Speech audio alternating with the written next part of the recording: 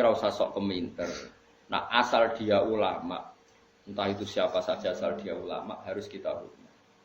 Gua hormat sekali sama Mbak Mun ya hormat, sama Mbak Habib Lutfi ya hormat, sama Pak Kuras ya hormat. Asal dia orang alim alama pasti bacanya banyak, pertimbangannya banyak. Kecuali dia alim itu aku gak percaya. Tapi beliau-beliau itu kan orang alim. Terus kalau beliau berstatement hukum itu apakah hukum fikih apa hukum tahapan kita kan tidak tahu dia wong alim. Kadang wong alim fatwa itu hukum tahapan bukan hukum sebenarnya. Misalnya gini, orang Indonesia itu rata-rata cara berpakaian gitu. Terus diputuskan bilang nggak apa-apa. Ternyata bilang nggak apa-apa itu dalam proses tahapan, bukan hukumi yang sebenar. Saya tak contohnya paling gampang. Ben kowe roh ngaji, ojo sidik-sidik nyalano wong. Rasulullah itu pernah ditanya orang, ya Rasulullah, saya ini mau masuk Islam. Tapi penyakit dasar kula niku bodoni. Napa boleh kula salat, zakat tapi tetap asal bodoni? Jawab Nabi, gak apa-apa. Kowe sementing salat. Sause wong iku mirip dapat protes ya Rasulullah, apakah engkau ngalalo bodoni? Gak bodoni ora halal. Tapi kok jenengan ngolehi ketika wong iku gawe kontrak tetap oleh bodoni, mergo iki mergene maklar rezekine kok bodoni. Jawab Nabi, engkau angger sering salat, rak jijik-jijik dhewe mbek bodoni.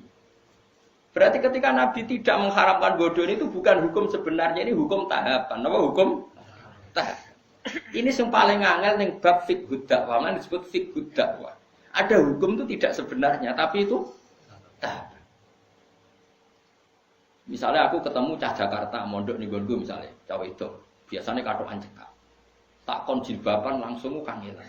Kira-kira tak kon ya celananan nduk celananan. Mergo pikiranku lumayan ora katokan cekak. Terus ning atiku mesti jilbab menyusul kan ngono. Bukan darani celananan itu hukum sebenarnya, ini hukum tahapan. Saiki kowe nglatih cah cilik poso, langsung maghrib tak beduk. Beduk. Terus pun, wah ini ajaran sesat, poso setengah hari. Cek seneng drengki mbek wong. Iku jenenge hukum tahapan, tidak hukum sebenarnya. Mulane kula sing penting asal sing ngomong wong alim saleh. Tak baleni nek wong alim saleh. Saleh tok ora alim ora cukup, mergo ilmune ra akeh. Alim tok ora saleh ya fasik jenenge alim ora saleh ya kacau juga. Lah titenane piye yo? Lah ki alim tok ora. Nah alim ditan-titani dhewe biji-biji dhewe. Tapi Nabi itu figur yang luar biasa. Kadang-kadang Nabi itu ngendikan seperti itu. Ana wong memang ana wong salat tapi pamit ijek bodoh. Nek Nabi gak apa-apa sing penting salat. Setelah orang itu mirip sahabat protes. Berarti engkau membolehkan bodoh ni? Jawab Nabi, orang halal bodoh ni. Sayan haruma yaqulu aja apal hadise. Ema yaqulu fi sholati. Engkau anggo kulino salat isin dhewe mbek pangeran, engkau ora jijik-jijik dhewe mbek dosa-dosa sing dilakoni. Iku jenenge hukum tahapan. Napa hukum tahapan? Mane masyhur cerita teng Lirboyo.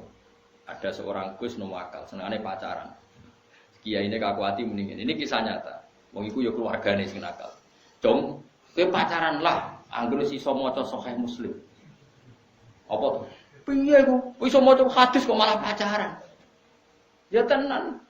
Berhubung itu senengi wae. Sing cerita aku Guse. Tak rewangi sinau Gus nganti walim. Jebule barang wong alim Al-Qur'an iku haram ra sida. Lha iku hukum tahapan jenenge ora kok hukum sebenarnya. Paham ya? Bocah ngono kok ora roh, ngono geger sik. Mulane ngaji ben roh dununge hukum. Hukum fikih apa hukum tahapan? Nak hukum fikih ya permanen, nak hukum tahapan ini tadrij fi sunnah, tahapan mendidik sunnah. Tentu ada apa? Tahapannya. Tapi tahapan ini tidak menjadi hukum fikih, jenenge fiqh dakwah. Bukan fiqhul ahkam tapi apa? Fiqh dakwah. Ya tapi mau ngaji ini wis jarang. Wong wis sanane emosi gak gelem ngaji. Makanya saya tadi bilang, asal dia orang alim dan soleh. Makanya saya bisa menerima misalnya saya Umar Hafid orang alim, kadang dakwah di Belanda, di mana? Ya ketemu orang macam-macam. Tapi beliau tidak selalu bilang mungkar. Karena itu tahapan, jadi beliau tidak perlu kesusu darani mungkar. Ini tahap pembinaan. Dan bina wong Belanda cek katokan cekak kau sampura tong wedok-wedok terus kon ayo jilbaban, ayo cadaran, yo melayu. Ya mesti ada urutannya, tauhid dulu, setelah tauhid ini, setelah. Nah itu menjadi fiqh dakwah bukan menjadi fiqhul ahkam. Paham ya? Mulane ngaji ben roh duduk perkara. Lah Rasulullah itu sering melakukan itu. Paham ya? Jadi makanya kalau ada orang ngomong tentang perempuan itu boleh memperlihatkan sesuatu yang menjadi kesehariannya, itu tentu tafsirnya itu macam-macam.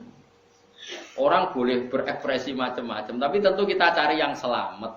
Kayak adat-adat kita sudah selamat ya sudahlah, pokoknya jilbaban, sing ketok wajah tok ben bojone ra kliru. Ya sudah itu sudah lumayan. Tapi apakah cadaran boleh? Ya boleh. Tapi kendaraan wajib ya nanti dulu. Madzhab Abu Hanifah tidak mengatakan wajib. Abu Hanifah ya wong alim Allah. Ya biasa wae. Karena aku takoki, lha apa blodor iku oleh ya ora oleh. Tapi kowe iso ngatur wong sak Indonesia. Kowe muni haram terus sapa wong mendo kabeh. Wong ora melok nglakoni.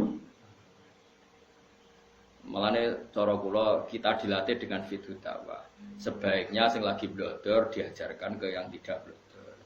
Wis ngono tok. Isane opo? Wama apa dawuh Kanjeng dawuh pangeran lasta alaihim bimusaitir. Nabi sendiri tidak bisa menguasai orang karena diusahakan sesuatu dilakukan dengan kesadaran. Mane ono ayat wala yudina zinatahunna illa ma dhahara minha. Itu koma dhahara wis pokoke. Pokoke cara kula sanut guru, anut wong alim-alim serasa. Cuma kalau ada fikih kontroversi itu sampean harus ikut saya. Apakah itu fiqhul ahkam? Apakah itu fiqhul dakwah? Kalau fiqhul ahkam ya final. Kalau fiqhul dakwah itu tahapan, apa?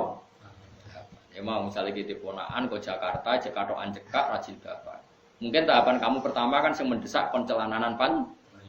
Kan enggak mungkin tahapan pertama langsung jilbaban. Tapi ketika kowe daran nduk yang penting celananan, itu bukan berarti celana itu sudah sempurna. Paham ya? Karena ini masih tahap. Paham ya? Lah ngono jenenge fiqhud dakwah. Jadi makanya masyhur itu kayak Nabi tadi. Ya Rasulullah saya mau Islam, saya mau sholat gini-gini. Tapi saya punya hak bodoni karena mergawe saya itu maklaran agak bodoni ra urip. Dari Nabi, ya Cung. Terus ketika orang itu mirip, Ibnu Abbas mau al-masa ya Rasulullah, engkau boleh nodikne bodoni. Aku ra muni oleh. Lah kok jenengan mendel mawon. Sayanhahu ma yaqul. Engko nak wis sering salat, sering lafadzno kalimat thayyibah, engko risi dhewe akhire ora bodoni